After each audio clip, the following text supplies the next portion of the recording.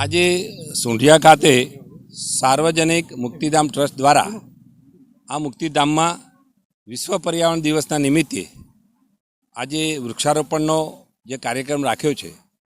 આમ તો પ્રકૃતિ હોય તો જ જીવન છે અને આપણા યશસ્વી વડાપ્રધાન માનનીય નરેન્દ્રભાઈ મોદી સાહેબના નેતૃત્વમાં આ દેશમાં પર્યાવરણની જે ચિંતા થઈ રહી છે, વિશ્વમાં પણ પર્યાવરણની ચિંતા આપણે કરી રહ્યા છીએ.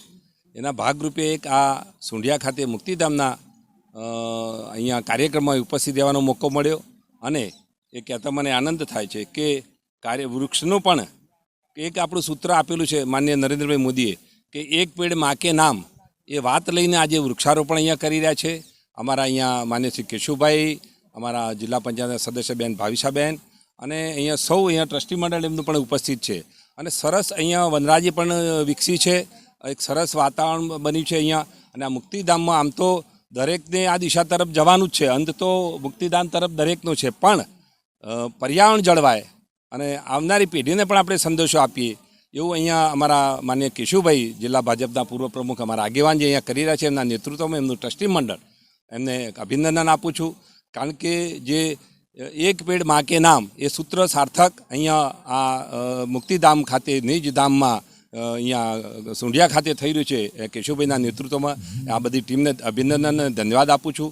અને વૃક્ષોનું જે પર્યાવરણ જાળવવું, જે વૃક્ષો ઉછેરવા જોઈએ એનો સંદેશો પણ આજે સૌને બધાને અપીલ કરું છું કે આ વૃક્ષ તરફ આપણે આવનારી પેઢીને આપણે બધા એમાં તરફ જતન કરીએ અને એને પ્રત્યે આપણે ભાવ રાખીએ અને વૃક્ષોનું સંવર્ધન થાય અને વૃક્ષથી આપણું પર્યાવરણ સુધરે અને ઓક્સિજન અને કોરોના વખતે જે આપણે મહામારી થઈ હતી, આજે અહીંયા શુભારંભમાં એક પીંપળાનું વૃક્ષ વાવીને આજની શુભારંભ કર્યો છે.